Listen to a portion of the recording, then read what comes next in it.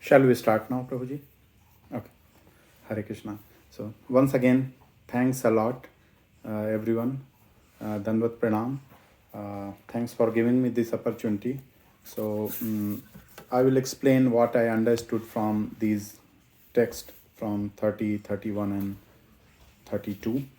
So, the first one is Prahladashmi Daityanang Kalah Kalayatamaham Mriganang cha Mrigendrohang Vainate Yascha Pakshinam. So here Lord Krishna is explaining his all manifestation, especially the material manifestation to Arjuna, that what are his opulences. So Krishna continues he is describing his opulences here, and he is mentioning that what he is in this material nature. So there are two sisters, Diti and Aditi. So Diti's son are Daityas, and Aditi's sons are Aditya. So Daityas are basically atheistic, and Adityas are basically the devotee of Lord.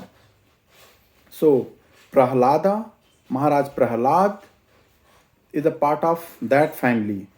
His ancestors, his destiny, like dynasty, is from Diti hierarchy. So he belongs to Daitya family, but is still here we can see Lord Krishna is saying, Prahladashmi Daityanang. Among Daitya, I am Prahlad. Means he is giving one example from Daitya family also. And second part, Kalah Kalayatamaham. So I am the subduer, I am the time.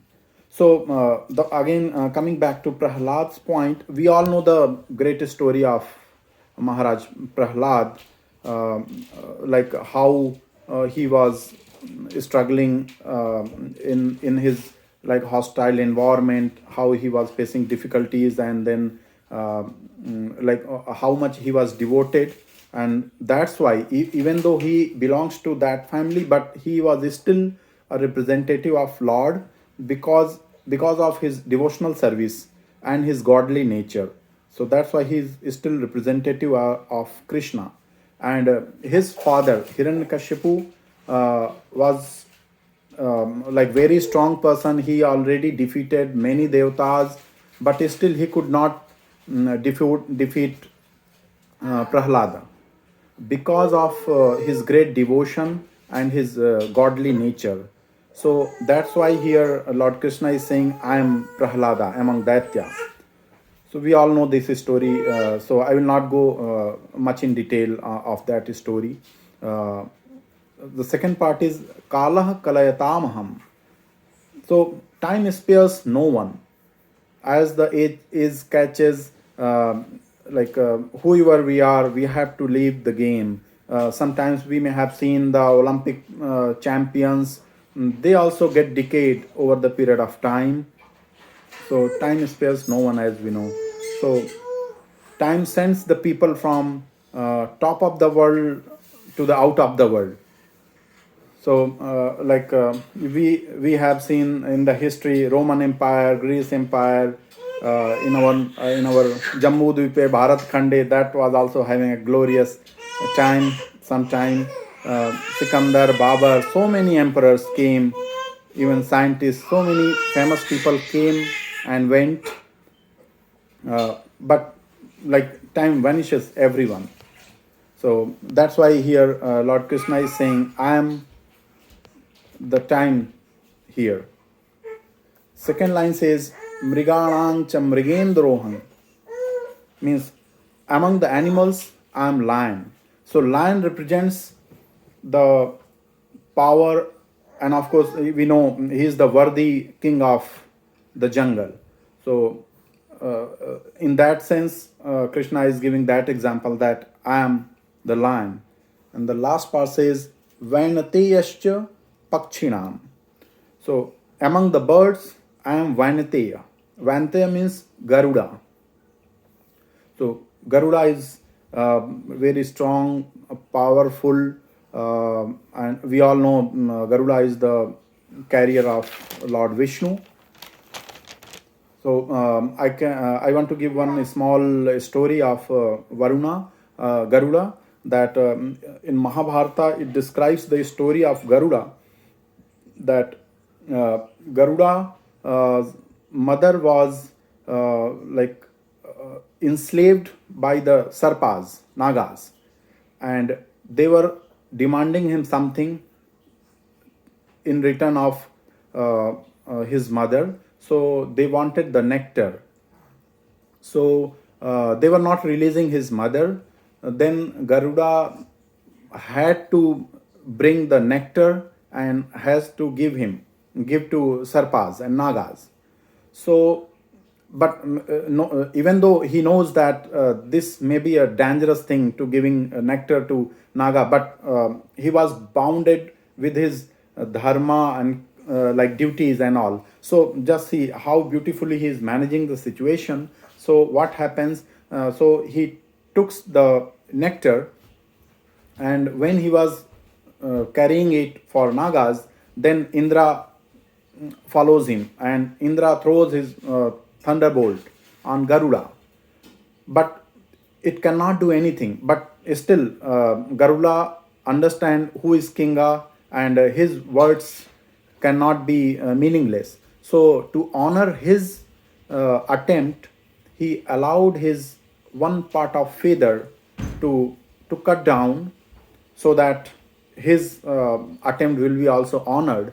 So he allowed, and finally one small part of feather fell down, and nothing happened apart from that. And then Indra sees it, and then Indra also understand who is Garuda, and then they both become friend. And finally he what he is doing very smartly, he brought the nectar near to Naga, but ultimately he managed to not let it go in their mouth. So Indra stops that last minute.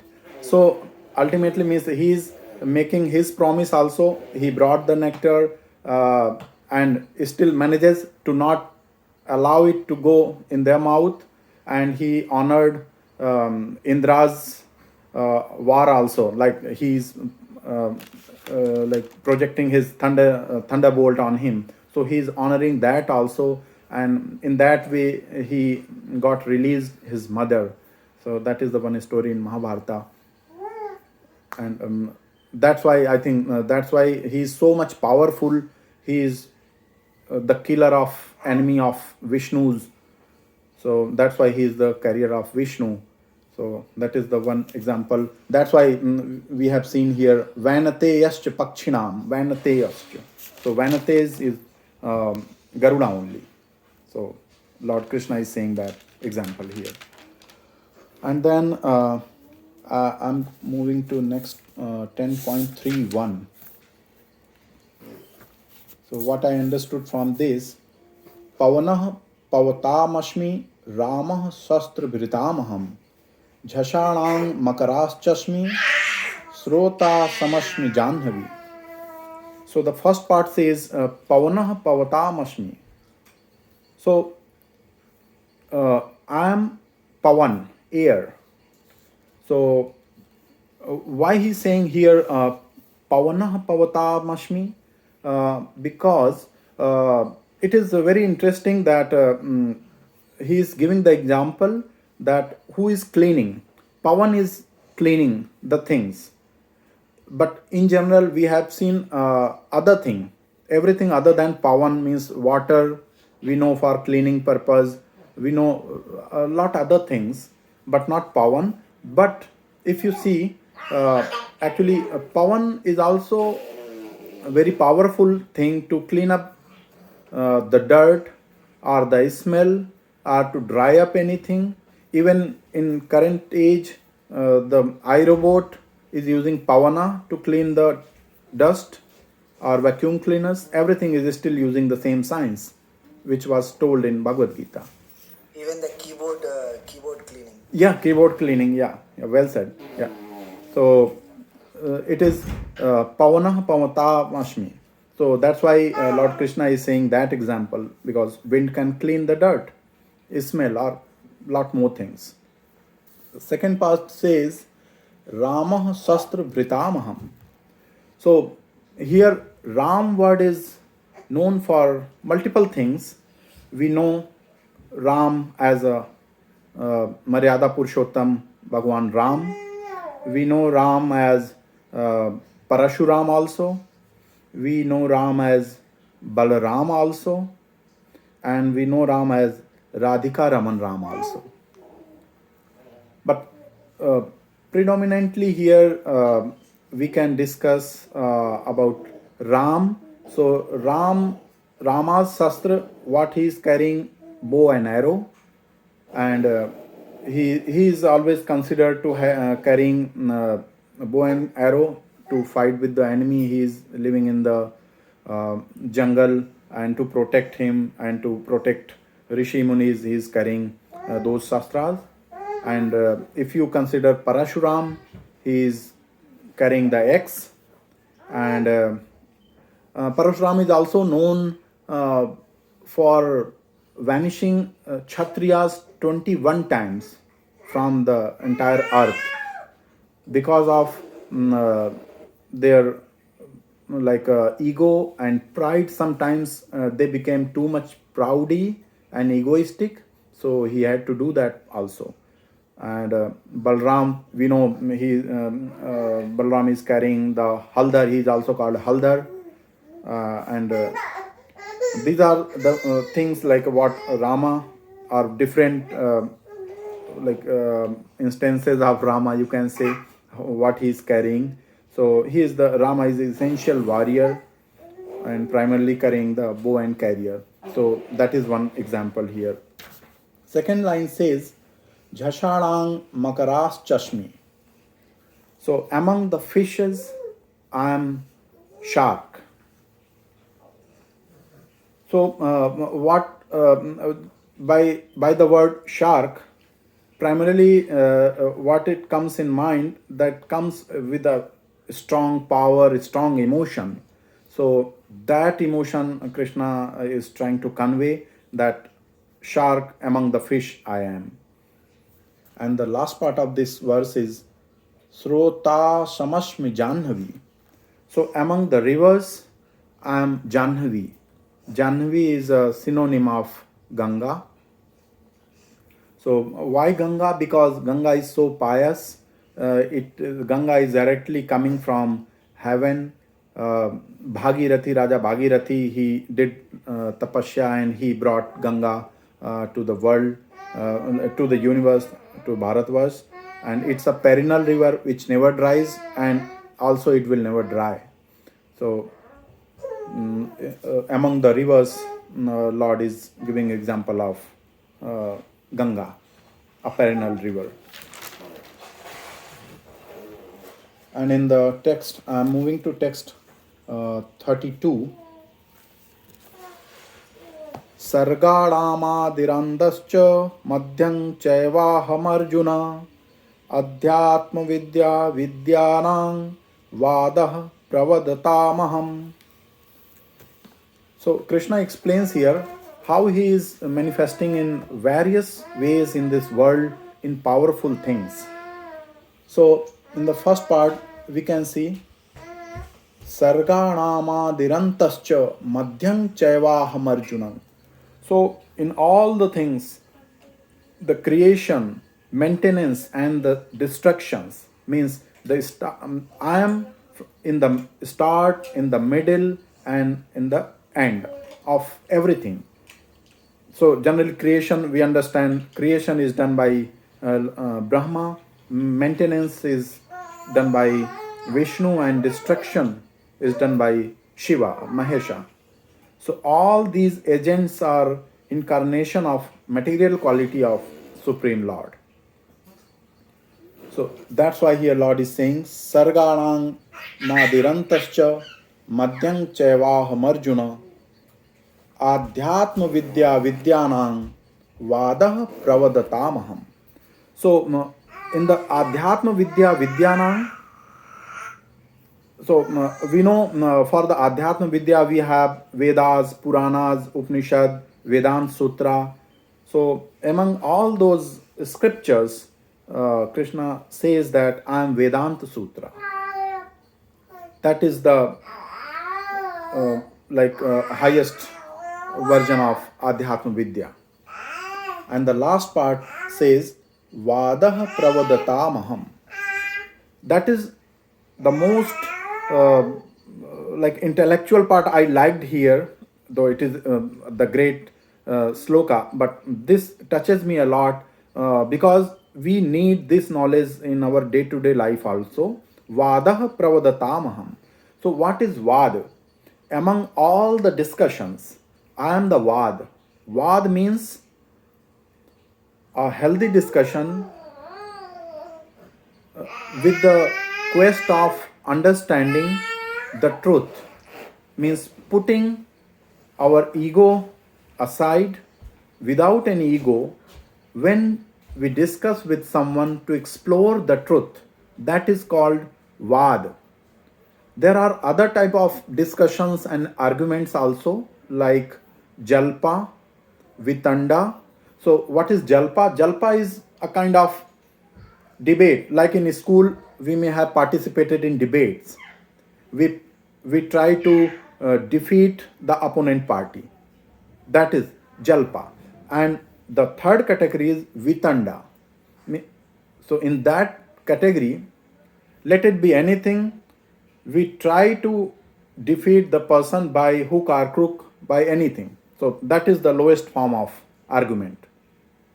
But the highest form of argument means on discussion on any topic is, it should be like a vad. Vad also called as another word is samvad. Samvad comes from vad. Samvad means to talk someone, and we know all the problems can be solved by conversations, by the samvad. So the root is vad here. So that's why we have seen in lot of stories and instances that whenever our pandita, guru, or any good association meets together, they first do pranam. So, pranam means bowing in front of someone, respecting someone, and also expressing that I am putting my ego aside. I am surrendering my ego aside. And once we put our ego aside, then only we can listen someone. That is very difficult thing. Argumenting is easy and happening everywhere, but sometimes we indulge in the jalpa and vitanda. We become argumentative and we try to defeat the other person, sometimes with the motive of defeating the person. And sometimes even we know that we do kutarka, means without any logic we do. I will give you one small example. It's a kind of a small joke that once a case was presented to judge, and he got the file, and before going to the office, his personal assistant said that, sir, please go through the file. Then he said, no, I have made my mind. Then he said, come on, you have not gone through the file. Then he said, no, I have made the mind. So he said, why? So he said, actually I don't need to read it because I have made the mind. I will tell whatever I think. So means I don't care what is the fact, what is the logic behind. Before coming to office, I have already made my mind what I am going to tell the judgment. So it is happening in our real world also. So like most of the time we are driven with the preconceived notion. So those are not leading to any vad. Those are like either jalpa or vitanda. And in the YouTube channel also, sometimes while exploring, recently I gone through one channel that is not exactly the spiritual channel, but they do the vad. The channel itself name is vad, they are talking about the spirituality, the Indian culture.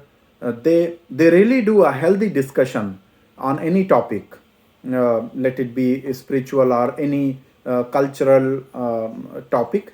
So maybe after the session, I will put in the chat that link also. You may like to explore when you have the laser time. So I will share that link. That is about Vada. So overall, if you see in this chapter 10, so Lord Krishna is instructing Arjuna his nature as like supreme manifestation of God. So he is describing himself as positive and negative attributes of universe, whether it is pleasure or pain, courage or fear, or positive or negative, let it be anything, it is Krishna only. So any person who conceives these things and understand all these things as a manifestation of Krishna will be freed from all the cycle of rebirth, life and death. So that the highest form of worship is to enter in the state of divinity and understanding the Krishna is the source of everything. So we should understand this, though it is not very easy to understand, but we should always keep trying to understand these things, and we should keep reading Bhagavad Gita. So overall, I will end up with the last sloka that Purnamidang Purnameva Purnameva Mudachyate Purnasya Purnamadaya Purnameva Vashishyate. That is also saying the same thing what Krishna is saying. Means I am everything. I am Purna. Purna midang Purna, like Purna midang Purna meva Purna mudachyate. So Lord Krishna is saying that he is complete. He is doing everything, whether it is positive or negative. That's me only. So we should understand in that way. Thank you. Hare Krishna. Thank you, Prabhu. Anybody wants to share any thoughts or reflections?